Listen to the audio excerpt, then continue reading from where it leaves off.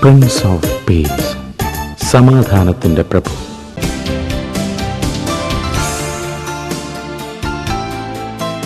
സയൻസിക മനുഷ്യനും സാധാരണ മനുഷ്യനും സമാധാനപാതയിൽ സഞ്ചരിക്കുവാൻ സഹായിക്കുന്ന ഈ സംരക്ഷണത്തിലേക്ക് സുസ്വാഗതം.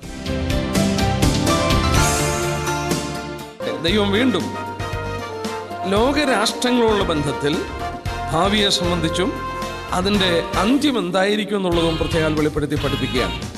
ഈ ലോകത്തിലുള്ള ഒരു രാഷ്ട്രീയ നേതാവിനോ ഒരു ദാർശനികനോ ഈ ലോകത്തിൻ്റെ അന്ത്യം എന്തായിരിക്കും, അൾട്ടിമേറ്റ് ഫ്യൂച്ചർ ഓഫ് മാൻകൈൻഡ് എന്തായിരിക്കും എന്ന് പറയാൻ സാധ്യമല്ല. എന്നാൽ ദൈവം അത് നമുക്ക് വളരെ വ്യക്തമായി ഇവിടെ വെളിപ്പെടുത്തി തന്നിരിക്കും. ഈ 20 നൂറ്റാണ്ടുകൾക്കപ്പുറം രേഖപ്പെടുത്തിയ ബൈബിളിലെ തെറ്റാത്ത പ്രവചന പഠന പരിപാടിയിലേക്ക് നിങ്ങൾ ഇന്ന് കാതോർക്കുമ്പോൾ നിങ്ങൾ ചിന്തിക്കണം, ഈ മനുഷ്യ ഹൃദയത്തെ രൂപാന്തരപ്പെടുത്തുന്ന ശുഭ സന്ദേശത്തിൻ്റെ, സമാധാന സന്ദേശത്തിൻ്റെ ബൈബിൾ പേജുകളിലെ ആത്യന്തികമായ ദൈവത്തിൻ്റെ സന്ദേശം വായിക്കുവാൻ, പഠിക്കുവാൻ, ചിന്തിക്കുവാൻ സമയമെടുത്തെങ്കിൽ എത്രയോ നന്നായിരുന്നു. കരയിലും കടലിലും ആകാശത്തിലും കാണുന്ന ലക്ഷണങ്ങൾ, മതപരവും രാഷ്ട്രീയവും സാമൂഹികവുമായ പ്രശ്നങ്ങൾ, ഇതാ ക്രിസ്തു മേഘാരൂഢനായി വരുന്നു. ഏത് കണ്ണും അവനെ കുത്തിത്തുളച്ചവരും സമാധാനപ്രഭുവിനെ കാണും. ദൈവത്തിൻ്റെ വചനം, ദൈവത്തിൻ്റെ പ്രഖ്യാപനങ്ങൾ, ദൈവത്തിൻ്റെ നിർണയങ്ങൾ നമുക്ക് അവഗണിക്കാതിരിക്കാം, മുന്നറിയിപ്പുകളെ സ്വീകരിക്കാം.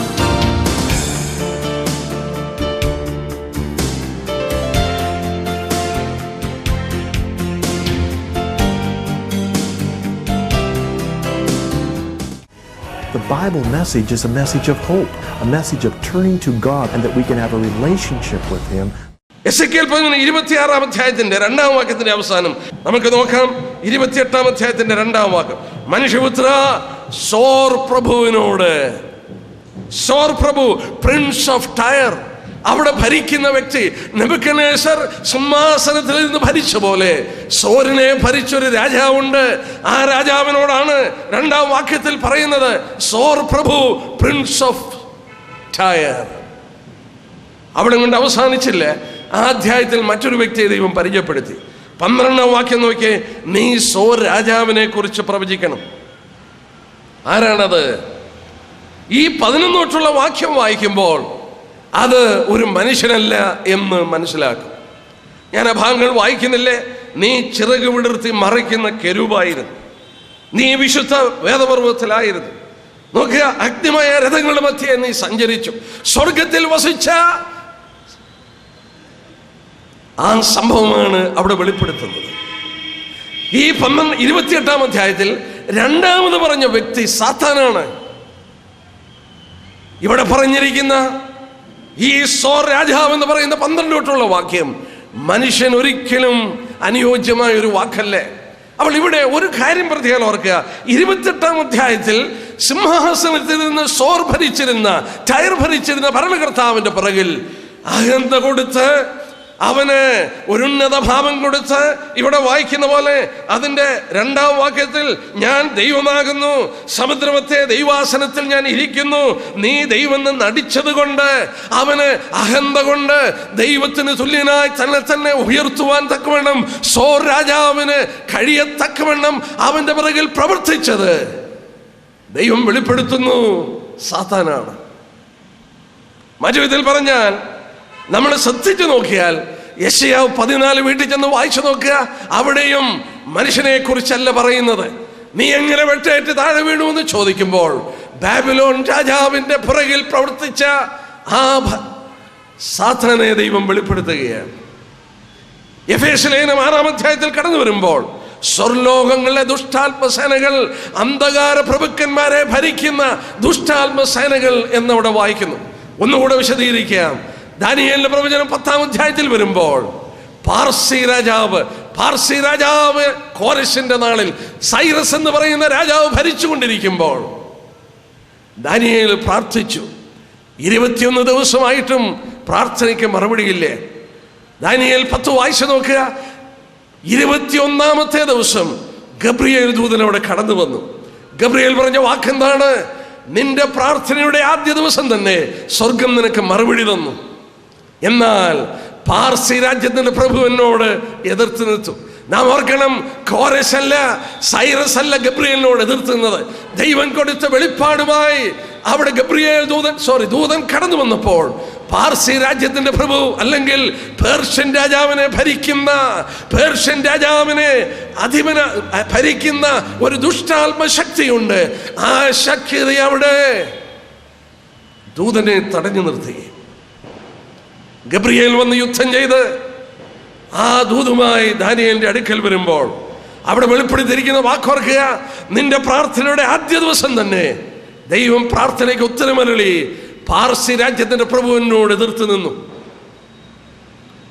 സോന്മാരെ, ഗബ്രിയേൽ പറഞ്ഞ വാക്ക്, ഞാൻ മടങ്ങിപ്പോകുകയാണ് യുദ്ധം ചെയ്യാൻ, എൻ്റെ ശേഷം യവന പ്രഭു വരും, ഗ്രീക്സിലെ പ്രഭു വരും.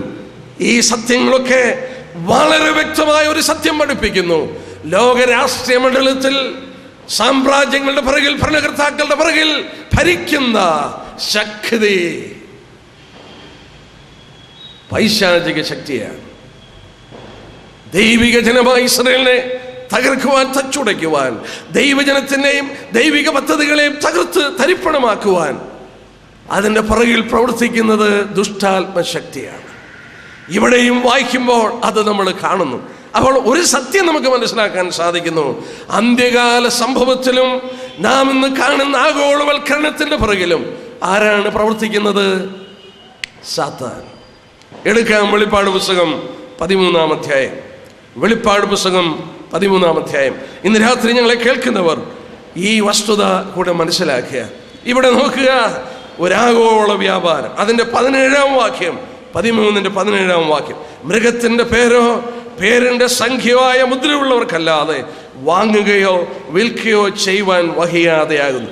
വ്യാപാരം നടത്തണമെങ്കിൽ ഒരു പ്രത്യേക മുദ്ര വേണം, ഒരു വ്യാപാര നിയന്ത്രണം. ആ വ്യാപാര നിയന്ത്രണം ആര് നടത്തുന്നു? നമ്മളിവിടെ വായിക്കുന്നു 7-ാം വാക്യത്തിൽ, സകല ഗോത്രത്തിന്മേലും ഭാഷമേലും വംശത്തിന്മേലും ജാതിമേലും അധികാരം കിട്ടി. എന്റെ പ്രിയപ്പെട്ട കേൾവിക്കാരോട് ഓർപ്പിക്കട്ടെ, 13-ാം അധ്യായത്തിൽ ഒരു ലോക ഭരണകർത്താവ് എഴുന്നേറ്റ് വരുമ്പോൾ ആഗോള വ്യാപാര ശൃംഖല നിയന്ത്രിക്കുവാൻ അവനൊരു മാർക്ക് കൊടുക്കും. വീണ്ടും നോക്കുക, എസെക്കിയേൽ 26, 27, 28 വായിച്ച പോലെ ഒരാഗോള വ്യാപാര ശൃംഖല. 18-ാം അധ്യായത്തിൽ വരുമ്പോൾ ആ ഭാഗം ഞാനൊന്ന് വായിച്ചു കൊള്ളട്ടെ. അതിൻ്റെ 3-ാം വാക്യം, അവളുടെ വേശ്യാവൃത്തിയുടെ ക്രോധമദ്യം സകല ജാതികളും കുടിച്ചു. ഭൂമിയിലെ രാജാക്കന്മാർ, ഭൂമിയിലെ വ്യാപാരികൾ അവളുടെ പൊളപ്പിന്റെ ആധിക്യത്താൽ സമ്പന്നരായി, രാഷ്ട്രങ്ങളും വ്യാപാരികളും സമ്പന്നരാകുന്നു. അന്ത്യകാല സംഭവം ദൈവം വെളിപ്പെടുത്തി. വ്യാപാരികളും രാഷ്ട്രങ്ങളും സമ്പന്നരാകുന്നു. ആഗോളമായ ഒരു വ്യാപാര ശൃംഖല. അവന് മുദ്രയുള്ളവർക്ക് വിൽക്കാനും വാങ്ങിക്കുവാനും സാധ്യമാകുള്ളൂ. ഒരു ഭരണകർത്താവ് എഴുന്നേറ്റ് വരാൻ പോകുന്നു. ഈ രാത്രി ഞാൻ നമ്മുടെ കർത്താവിൻ്റെ വാക്കുകളൊന്ന് അപഗ്രഥിപ്പാൻ ആഗ്രഹിക്കുന്നു. ഞാൻ ആ ഭാഗം ഒന്ന് ചൂണ്ടിക്കാണിക്കാം. അത് കുറച്ചുകൂടെ വെളിച്ചം നമുക്ക് തരുന്നത് കൊണ്ട് ഞാൻ ആ ഭാഗം ഒന്ന് എടുത്ത ശേഷം മറ്റു ഭാഗങ്ങളിലേക്ക് കടന്നുകൊള്ളാം. ലൂക്കോസിന്റെ സുവിശേഷം 21-ാം അധ്യായം. നമ്മുടെ കർത്താവ് സൂക്ഷിച്ചുകൊള്ളുവാൻ, ദൈവജനത്തോട് സൂക്ഷിച്ചുകൊള്ളുവാൻ ദൈവപുത്രൻ നമ്മോട് ആവശ്യപ്പെട്ടു. ലൂക്കോസിന്റെ സുവിശേഷം 21-ാം അധ്യായം, ലൂക്സ് ഗോസ്പൽ ചാപ്റ്റർ 21, അതിൻ്റെ 34 തൊട്ടുള്ള വാക്യം. അന്ത്യകാല സംഭവം കർത്താവ് പറയുകയാണ്. കാലത്തിന് അന്ത്യത്തിൽ സംഭവിക്കുന്ന പറയുകയാണ്, നിങ്ങളുടെ ഹൃദയം അതിഭക്ഷണത്താലും മദ്യപാനത്താലും ഉപജീവനചിന്തകളാലും ഭാരപ്പെട്ടിട്ട് ആ ദിവസം നിങ്ങൾക്ക് പെട്ടെന്ന് കണി പോലെ വരാതിരിപ്പാൻ സൂക്ഷിച്ചുകൊള്ളുവീൻ. അത് സർവ്വഭൂതലത്തിലും വസിക്കുന്നവർക്കും വരും. ആഗോളമായി സംഭവിക്കും. അടുത്തായിട്ട് കർത്താവ് പറഞ്ഞു, ആകയാൽ ഈ സംഭവിപ്പാനുള്ള എല്ലാറ്റിലും ഒഴിഞ്ഞു പോകുവാനും മനുഷ്യപുത്രന്റെ മുന്നിൽ നിൽപ്പാനും നിങ്ങൾ പ്രാപ്തരാകേണ്ടതിന് സദാകാലവും ഉണർന്നും പ്രാർത്ഥിച്ചും കൊണ്ടിരിപ്പീൻ. ദൈവജനത്തോട് പറഞ്ഞു, ആഗോളമായി ലോകത്തിൽ മുഴുവൻ ഇത് പെട്ടെന്ന് സംഭവിക്കുമ്പോൾ നിങ്ങൾക്ക് അങ്ങനെ സംഭവിക്കാതിരിപ്പാൻ ഉണർന്ന് പ്രാർത്ഥിച്ചു കൊണ്ടിരിപ്പാൻ പറഞ്ഞു. കർത്താവ് പറഞ്ഞു, ആഗോളമായി അത് സംഭവിക്കും. നോക്കുക, ഇവിടെ കർത്താവ് പറഞ്ഞ വാക്ക് അപഗ്രഥിക്കുവാൻ ഞാൻ ആഗ്രഹിക്കുന്നു. പ്രാരംഭമായി ഓർക്കണം, നമ്മുടെ കർത്താവ് പറഞ്ഞ വാക്ക്, ധനത്തിന് വഞ്ചനയുണ്ട്, ഡിസെപ്ഷൻ ഓഫ് മണി. മത്തായി 13:22 വായിക്കുന്നു, മുള്ളിനിടയിൽ വിതയ്ക്കപ്പെട്ടത് ധനത്തിന്റെ ചിന്ത ഫലം കൊടുക്കാതെ പോകുന്നു. എന്താ ഈ കാലത്ത് ആത്മികത്വമില്ലെന്ന് പറയുന്നത്? എന്തുകൊണ്ടാണ് മനുഷ്യൻ അനാത്മികന്മാരായി തീരുന്നത്? കർത്താവിന്റെ വാക്കുകളിൽ മത്തായി 13:22 വായിച്ചാൽ, വിതയ്ക്കപ്പെട്ടത് അതെങ്കിലും ഈ ലോകത്തിന്റെ ചിന്തയും ധനത്തിന്റെ വഞ്ചനയും വചനത്തെ ഞെരുക്കുന്നു. മർക്കോസ് 4:9 ധനത്തിന്റെ വഞ്ചന, ദ ഡിസെപ്ഷൻ ഓഫ് മണി. പണത്തിനൊരു വഞ്ചനയുണ്ട്. ലോകവ്യാപകമായി മാനവരാശിയുടെ മനസ്സൊന്ന് ശ്രദ്ധിക്കുക. ദൈവത്തിൽ നിന്ന് അകന്ന് ദ്രവ്യപ്രിയരായി സമ്പന്നരാകുവാൻ വെമ്പൽ കൊള്ളുമ്പോൾ, എന്റെ പ്രിയപ്പെട്ട കേൾവിക്കാരോട് ഞാൻ ഓർപ്പിക്കട്ടെ, ആഗോളമായി മാനവരാശിയുടെ മനസ്സ് അതിനുവേണ്ടി ഒരുങ്ങുമ്പോൾ, ഇവിടെ രേഖപ്പെടുത്തി കർത്താവ്, നിങ്ങളുടെ ഹൃദയം അതിഭക്ഷണത്താൽ മദ്യപാനത്താൽ ഉപജീവനങ്ങളാൽ ഭാരപ്പെട്ടിട്ട് ആ ദിവസം കണി പോലെ വരും. ഒരു കണി പോലെ പെട്ടെന്ന് വരും. കണി എന്നുള്ള വാക്ക് ആവർത്തിച്ച് ഈ ദിവസങ്ങളിൽ ഞാൻ കേൾക്കുന്നു. ഞാനത് പറയാം. കൊല്ലത്ത് നിന്ന് ഞാനൊരു ശുശ്രൂഷയ്ക്ക് ടാക്സി എടുത്തു പോകുമ്പോൾ ഒരാള് കാറുകളുടെ ഷോറൂം ചൂണ്ടിക്കാണിച്ച ഡ്രൈവർ എന്നോട് പറയാ, സാറേ ഇത് മുഴുവൻ കടക്കണിയാ, ഇത് മുഴുവൻ കടക്കണിയാ സാറേ.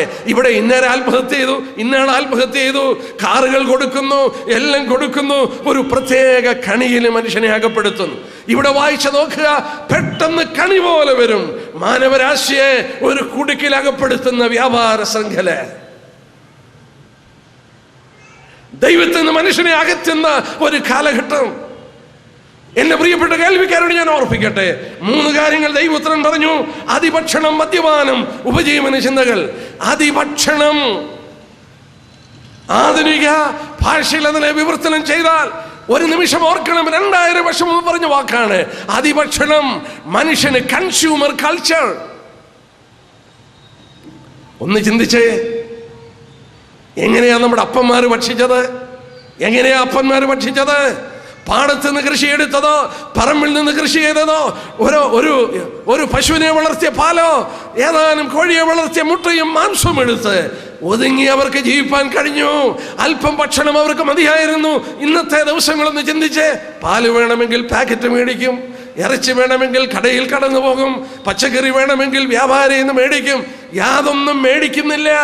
മാത്രമല്ല, ഇതോടുള്ള ബന്ധത്തിലാണ് നമ്മൾ ഓർത്തതുപോലെ ഈ വലിയ വ്യാപാര ശൃംഖലകളുണ്ടല്ലോ, വാൾമാർട്ടും ആമസോണും, ഇതൊക്കെ ലോബി ചെയ്യുന്നത് നമ്മളെ തീറ്റിപ്പോറ്റുവാൻ ഭക്ഷണങ്ങൾ കൊണ്ടിറക്കുകയാണ്. ഞങ്ങളുടെ അടുക്കലുണ്ട് ലൂലു മോൾ.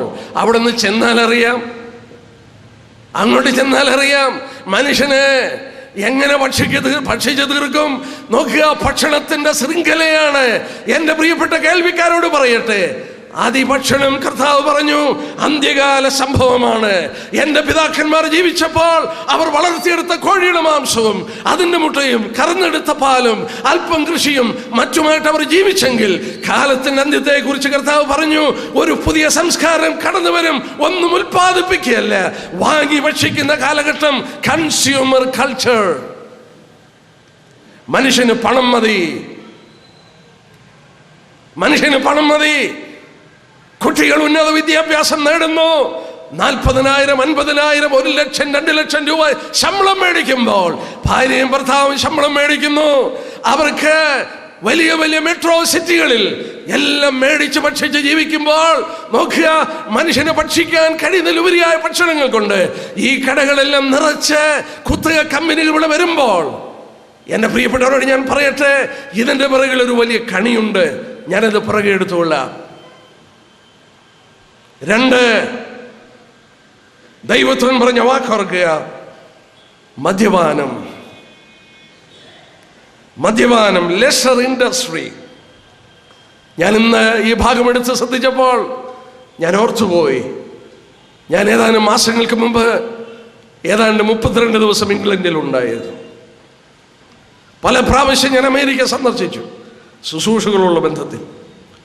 ഒരു സത്യം ഞാൻ തുറന്നു പറയാം, 5 ദിവസം മനുഷ്യൻ ജോലി ചെയ്യുന്നു. 5 ദിവസം തീരുവാൻ നോക്കിയിരിക്കുന്നു. അവിടെ പല കടകളുണ്ട്. ചെയിൻ ഓഫ് ഒരു വലിയ റെസ്റ്റോറൻ്റ് ഉണ്ട്. അതിൻ്റെ പേരെന്നാന്നറിയാമോ? TGF. Thank god it is Friday. Thank god it is Friday. ദൈവത്തിന് നന്ദി, ഇന്ന് വെള്ളിയാഴ്ചയാണ്. എന്തിനാ ദൈവത്തിന് നന്ദി പറയുന്ന വെള്ളിയാഴ്ച? ഈ 5 ദിവസം ഉണ്ടാക്കിയ പണം കൊണ്ട് പോവുകയാ. എങ്ങോട്ട് പോവുകയാ? ഉല്ലാസത്തിന് വേണ്ടി പോവുകയാ. ആണും പെണ്ണും പോവുകയാണ്. അവർക്ക് വിവാഹം കഴിക്കണ്ട, അവർക്ക് കുടുംബം വേണ്ട, അവർക്ക് ഉല്ലസിച്ചാൽ മതി. Thank god it is Friday. റെസ്റ്റോറന്റിന്റെ പേരാണ് അത്. വലിയ ശൃംഖല ഹോട്ടലുകളാണ്. യൂറോപ്പിൽ ചെന്നപ്പോൾ, ബ്രിട്ടനിൽ ചെന്നപ്പോൾ അവിടെ സ്ത്രീകൾക്ക് വിവാഹം കഴിക്കണ്ട. വെള്ളിയാഴ്ച ആകുമ്പോൾ അവിടെയുള്ളവർ എന്നോട് പറഞ്ഞു, ഏറ്റവും കൂടുതൽ മദ്യപിക്കുന്ന സ്ത്രീകളാണ്. കാലൊക്കെ സൂചി പോലിരിക്കുന്ന ചെരുപ്പിട്ടുകൊണ്ട് ബാറുകളിൽ കയറും.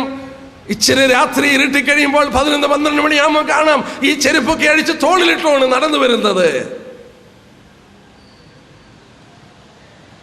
യെസ്, പാശ്ചാത്യ രാജ്യങ്ങളും വിദേശ രാജ്യങ്ങളും മദ്യത്തിന് അടിമയായപ്പോൾ സംസ്കാര കേരളം എവിടെ പോയി? എവിടെ പോയി? യേശുക്രിസ്തു പറഞ്ഞ വാക്കിന് പ്രാധാന്യതയുണ്ടോ?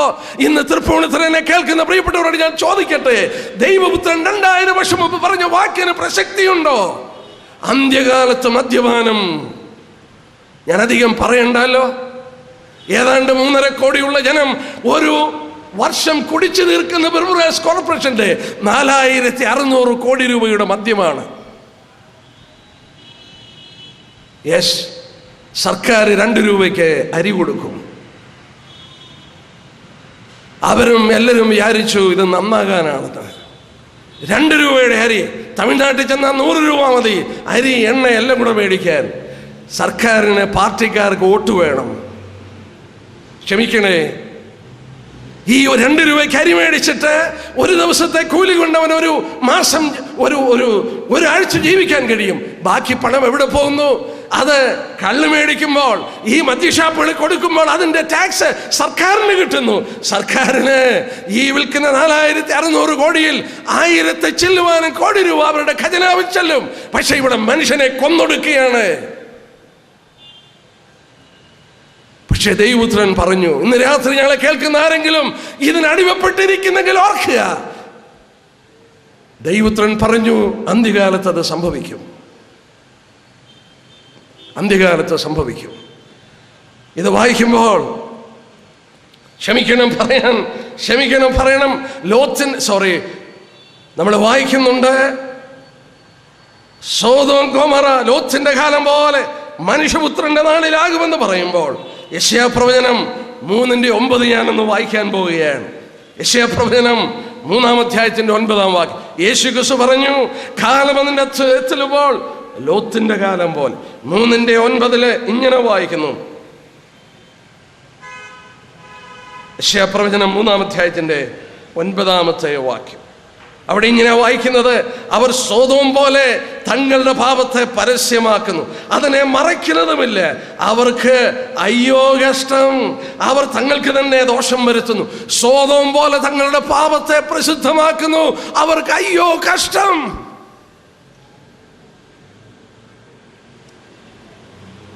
ഒരു നിമിഷം ഒന്ന് ഓർത്തേ,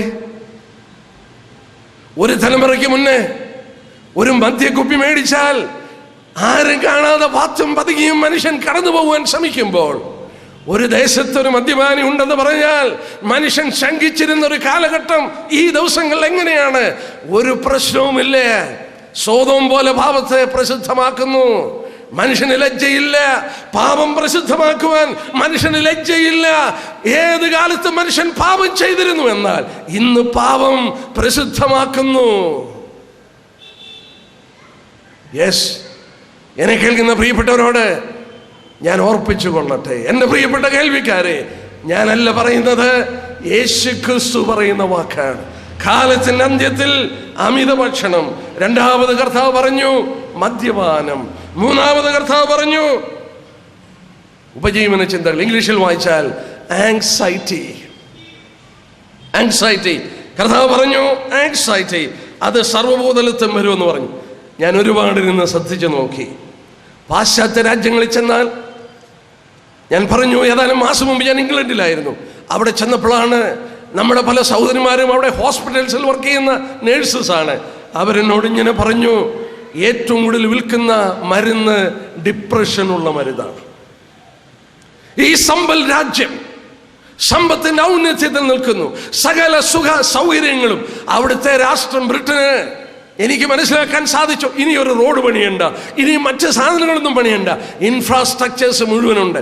ജനങ്ങളുടെ ക്ഷേമത്തിന് വേണ്ടി മാത്രം പണം ചെലവഴിക്കുന്ന ഒരു രാഷ്ട്രമാണ് അവിടെ. നമ്മുടെ സർക്കാർ ഇവിടെ കിണഞ്ഞ് പരിശ്രമിക്കുക. ഓരോ വർഷവും റോഡ് പണിയാൻ, അതിന്റെ മെയിൻ്റനൻസ് ചെയ്യുവാൻ മനുഷ്യന് ആവശ്യമുള്ളത് ഇന്ന് വരെ പണിതിട്ടില്ല. ഒരു 100 വർഷം കഴിഞ്ഞാലും പണിത് തീരുമെന്ന് തോന്നുന്നില്ല. അവിടെ മനുഷ്യന് ആവശ്യമുള്ളതെല്ലാം പണിത് കഴിഞ്ഞു. ഇൻഫ്രാസ്ട്രക്ചേഴ്സ് വേണ്ട. എന്നാൽ അവിടെയുള്ള പൗരന്മാരെ സേവിക്കുമ്പോൾ അത്ഭുതകരമായ ഒരു കാര്യം എനിക്ക് മനസ്സിലായി. അവിടെ ഇത്ര സൗകര്യങ്ങളും ഇത്ര അനുഗ്രഹങ്ങളുമുള്ള സ്ഥലത്ത് ഏറ്റവും കൂടുതൽ വിൽക്കുന്ന മരുന്ന് ഡിപ്രഷനുള്ള മരുന്ന്. മനുഷ്യന് ഡിപ്രഷനാണ്, മാനസിക പ്രശ്നം. എന്താ ഇതിൻ്റെയൊക്കെ പ്രധാന കാരണം? ഒന്ന്, കുടുംബം തകർന്നുപോയി. സയൻസ് തരാത്ത, ശാസ്ത്രം തരാത്ത, ആധുനിക കണ്ടുപിടുത്തങ്ങൾ തരാത്ത, പണത്തിന്, പ്രതാപത്തിന്, പേരിന്, പ്രശസ്തിക്ക് തരാൻ കഴിയാത്ത ഹൃദയ സമാധാനം, ആശ്വാസം നിങ്ങളുടെ സ്വന്തമായി തീരും. സമാധാന പ്രഭു അതിന് നിങ്ങളെ സ്വാഗതം ചെയ്യുന്നു. ഈ സമാധാനത്തിൻ്റെ ഉടമകളായിട്ട് തീരുവാൻ ഞങ്ങളുടെ എല്ലാ പ്രിയപ്പെട്ടവർക്കും ഈ പ്രോഗ്രാമിൻ്റെ കേൾവി അനുഗ്രഹമായി തീരട്ടെ എന്ന് ഞങ്ങൾ ആത്മാർത്ഥമായിട്ട് പ്രാർത്ഥിക്കുകയാണ്. ഇത്രയും സമയം ഈ പ്രോഗ്രാം കേട്ടതിൽ നിങ്ങൾക്ക് നന്ദി പറയുന്നു.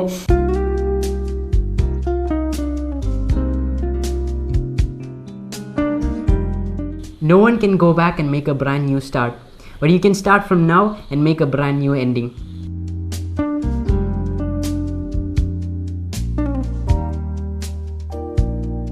ക്രിസ്തുവിന്റെ വരവിനോടുള്ള ബന്ധത്തിൽ ഭൂകമ്പങ്ങളും ചുഴലിക്കൊടുങ്കാറ്റുകളും ഭൂമിയുടെ അടിസ്ഥാനങ്ങളെ ദൈവം കുലുക്കുമെന്ന പ്രവചനം, സ്റ്റെൻ, കത്രീന, റീത്ത, വിൽഫ കൊടുങ്കാറ്റുകൾ അമേരിക്കയിൽ ആഞ്ഞടിക്കുവാൻ കാരണം, രാജ്യനിയമം കൊണ്ട് ദൈവിക നിയമങ്ങളെ ലംഘിക്കുന്ന അമേരിക്ക, സുനാമി ഉണ്ടാകാൻ കാരണം, ഒറീസയിൽ സൂപ്പർ സൈക്ലോൺ കൊടുങ്കാറ്റടിക്കാൻ കാരണം, പ്രപഞ്ചശക്തികളെ നിയന്ത്രിക്കുന്ന ദൈവദൂതന്മാർ, ധവള വിപ്ലവത്തിനും ഹരിത വിപ്ലവത്തിനും അടിത്തറവാകിയ ക്രോസ് പോളിനേഷൻ പ്രവചനം, അത്യുൽപാദന പ്രക്രിയയെപ്പറ്റി പ്രവചനം, ചാവുകടൽ ജീവകടലാകുന്ന ഭാവി കാലം, ചാവുകടലിലെ പായൽ നിന്നും പെട്രോൾ ഉണ്ടാക്കുന്നത്, ഹെർമഗദ്ദോൻ യുദ്ധത്തിലേക്ക് നീങ്ങുന്ന ലോകം, ദൈവത്തെ കൂടാതെ പണിയുന്ന ഇസങ്ങളും രാജ്യങ്ങളും സാമ്പത്തിക വ്യവസ്ഥകളും തകരുമെന്ന് ബൈബിൾ പ്രവചനം, അത്യുൽപാദന ശേഷിയുള്ള വിത്തുകൾ വരുത്തുന്ന അപകടം, സാർവത്രിക മലിനീകരണത്തെപ്പറ്റി പ്രവചനം, ഭൂമിയെ ശുദ്ധി ചെയ്യുന്ന ദൈവിക കാര്യപരിപാടി, ഭാവി പരിപാടി, യേശുക്രിസ്തുവിന്റെ വീണ്ടും വരവ്. ഈ വിഷയപഠനങ്ങൾ ഉൾക്കൊള്ളുന്ന 13 മണിക്കൂർ ദൈർഘ്യമുള്ള അന്ത്യനാഴിക എന്ന ഓഡിയോ MP3 CD, അതെ, ലോകാന്ത്യത്തെ പറ്റിയുള്ള ബൈബിളിന്റെ മുഴുവൻ പ്രവചനങ്ങളും കോർത്തിണക്കി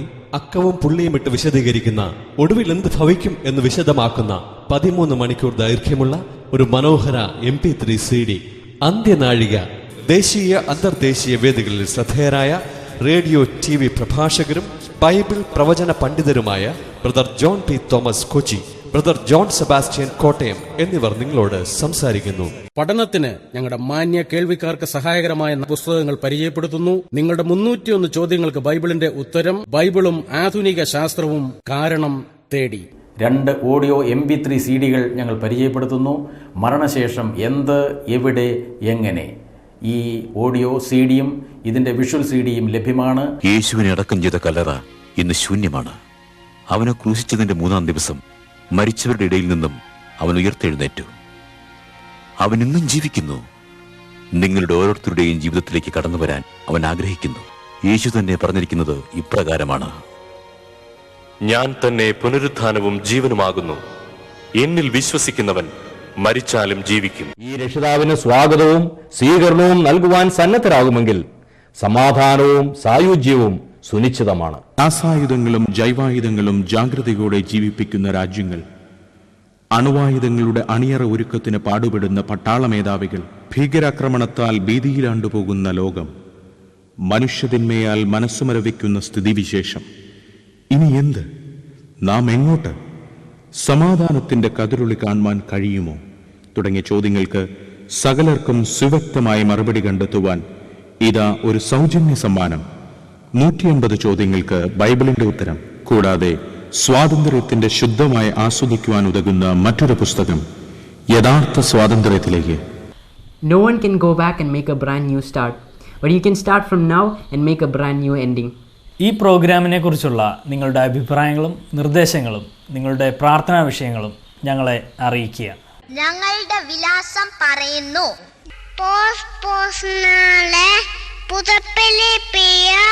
കോട്ടയം 11.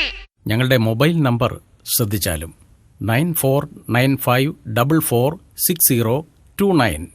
Email address peacetract@gmail.com. ലോകത്തിലെ പ്രധാനപ്പെട്ട ഭാഷകളിൽ സമാധാന സന്ദേശം വായിച്ചറിയുക. സന്ദർശിക്കുക www.peaceministry.org. ദൈവം നിങ്ങളെ അനുഗ്രഹിക്കുമാറാകട്ടെ.